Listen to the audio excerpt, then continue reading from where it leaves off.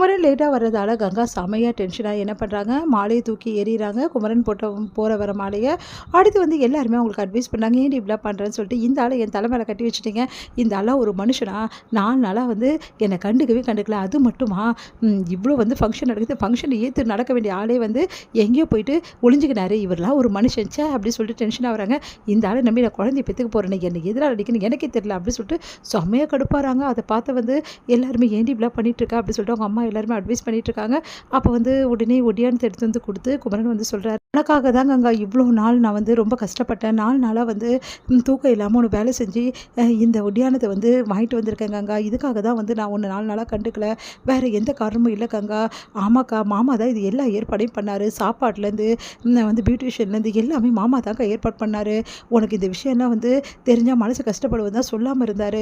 ஒரு வேளை அவர் இவ்வளோ கஷ்டமாக உழைக்கிறத பற்றி நீ தெரிஞ்சால் ரொம்ப வருத்தப்படுவல்ல, அதனால தாங்க உங்ககிட்ட சொல்லலை, நீ மாமாவை பற்றி இப்படி தப்பாக புரிஞ்சுக்கிறேக்கா அப்படின்னோடனே, ஆமாங்க நைட்டும் பகலும் வந்து குமரன் எவ்வளோ கஷ்டப்பட்டார், நாங்கள் பார்த்துட்டு தான் இருந்தோம், நைட்டெல்லாம் தூங்கலைங்க அவர், 4 நாள் ஆச்சுங்க அவர் தூங்கி, உங்களுக்கு தெரியுமா அப்படின்னு சொல்லிட்டு கேட்குறாரு விஜய். அதை கேட்டுட்டு வந்து ஏங்க நிஜமாவா சொல்கிறீங்க அப்படின்னா, ஆமாம் நிஜமாக தான் சொல்கிறேன் கங்கா, இவங்க சொல்கிறதெல்லாம் உண்மைதான் அப்படின்ற, சாரிங்க நான் உங்களை தப்பாக புரிஞ்சுட்டு ரொம்ப வருத்தப்பட வச்சிட்டேன், மன்னிச்சிடுங்க, நீங்களே எனக்கு ஒடியானத்தை போட்டு விடுங்க அப்படின்றாங்க. எல்லாம் முன்னாடி வந்து அழகாக வந்து போட்டு விட்டு அடுத்து வந்து ஃபங்க்ஷன் நடந்துட்டுருக்கு. அப்போ நலுங்க வச்சிட்ருக்காங்க. இங்கே வந்து ரொம்ப சந்தோஷமாக எல்லாருமே வந்து நலுங்க வச்சிட்ருக்காங்க. அப்போ வந்து சரிடி பார்த்தல என் பிள்ளைய எந்த மாதிரி இருக்கான்னு சொல்லிட்டு அப்படின்னு சொல்லிட்டு சாந்தி வந்து அவங்க பிள்ளைய பற்றி பெருமையாக பேசிகிட்டு இருக்காங்க.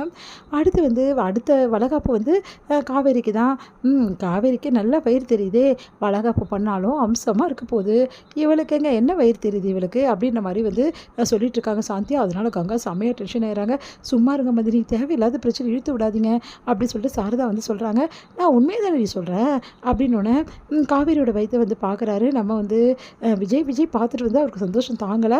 அப்படியே வந்து அவங்க பூசின மாதிரி இருந்து அது மேலே சாரி கட்டியிருக்கிறதால கிட்ட வந்து காவேரி கிட்ட, காவேரி உண்மையிலேயே அவங்க சொன்னது கரெக்டு தான் காவேரி, உனக்கு அழகாக இருக்குடி, பாப்பா வந்து நல்லா தெரியுதுடி அப்படின்னோடனே, வயிறு பாரு எப்படி தெரியுதுன்னு, அதனால தான் அவங்க அப்படி சொல்கிறாங்க காவேரி, நான் கூட பாரு உன் கூடவே இருக்கேன், இதை வாட்ச் பண்ணலை, என்றைக்குமே வயசானவங்க தான் எவ்வளோ சூப்பராக வாட்ச் பண்ணிட்டாங்கல்ல, எங்க சும்மா இருங்கங்க, என் அக்கா முறைக்கிற பார்த்தீங்கல்ல அப்படின்னோடனே, அதுக்கு நான் என்ன பண்ண முடியும், என் பொண்டாட்டி அழகை நான் தானே கொஞ்சம் முடியும், க்யூட்டாக இருக்கடி அப்படின்னு சொல்லிட்டு அப்படியே கிள்றாரு. அப்படியே ஐயோ எல்லாரும் பார்க்குறாங்க, சும்மா இருங்கங்க அப்படின்றாங்க.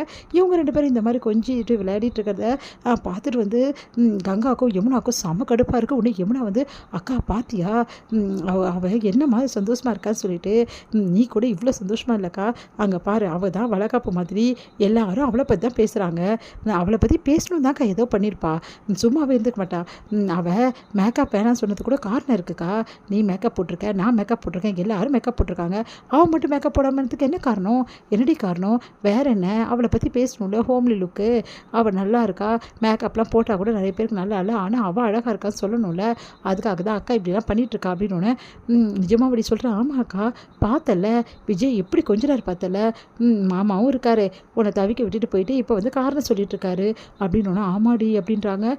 2 பேரும் பார்த்து அப்படியே முறைக்கிறாங்க. உடனே வந்து அங்கே பார்த்துட்ருக்க நம்ம நிவின் என்ன பண்ணுறாரு, யமுனா கொஞ்சம் வரியா அப்படின்றாரு. என்ன விஷயம் அப்படின்றாங்க. வா இங்கே வா அப்படி சொல்லிட்டு கூட்டிகிட்டு போகிறாரு. சரியா என்ன நினச்சிட்டு இருக்கோம் மனசில், வந்தியா ஃபங்க்ஷன் அட்டன் பண்ணியா, எல்லோரும் நல்லபடி இருக்காங்களா, எல்லாருக்கிட்டையும் நல்லபடி பேசுறியா, அதோடு நிறுத்திக்கணும், அதை விட்டுட்டு இவங்கள பற்றி அவங்கக்கிட்ட போட்டு கொடுக்குறது, அவங்கள பற்றி இவங்கக்கிட்ட போட்டு கொடுக்குறது உனக்கு அசிங்கமாக இல்லை அப்படிலாம் பண்ணுறதுக்கு அப்படின்றாரு. ஐயோ எல்லாத்தையும் கேட்டுட்டாரு போட்டிருக்கே அப்படின்னு சொல்லிட்டு, அப்போது நான் என்ன பேசுகிறேன்னு பார்த்து தான் உங்கள் வேலையா அப்படின்றாங்க. பின்ன நீ பேசுறது தான் என் பக்கத்துலேயே கேட்டுச்சு, அதான் எதேச்சியாக கேட்டேன், ஆனால் இப்போ தான் தெரியுது, கண்டிப்பாக இந்த குடும்பத்தில் பிரச்சனை உருவாக்குறது நீயாக தான் இருப்ப, இதுக்கப்புறம் இந்த மாதிரி வேலையெல்லாம் வச்சுக்கினேன் அப்புறம் நல்லா இருக்காது சொல்லிட்டு அப்படி சொல்லிட்டு போகிறாரு. அதை கேட்டுட்டு அப்படியே வந்து டென்ஷன் ஆகுறாங்க. பின்ன காவேரி அக்கா பற்றி சொன்னால் இவருக்கு ரேங்கிமாச்சே, காவேரி அக்காவுக்கு தான் தாங்கிறதுக்கு இங்கே ஆளுக்கு இருக்காங்களே, எல்லாரும் தாங்குறாங்க, ஆனால் என்னை பற்றி மட்டும் யோசிக்கிறதுக்கு இந்த வீட்டில் யாருமே கிடையாது, முக்கியமாக என் புருஷனே என்னை பற்றி யோசிக்க மாட்டேங்கிறேன், அடுத்தவங்க எப்படி யோசிப்பாங்க அப்படின்னு சொல்லிட்டு யமுனா வந்து அப்படியே முறைச்சி காவேரியை பார்த்துட்ருக்காங்க.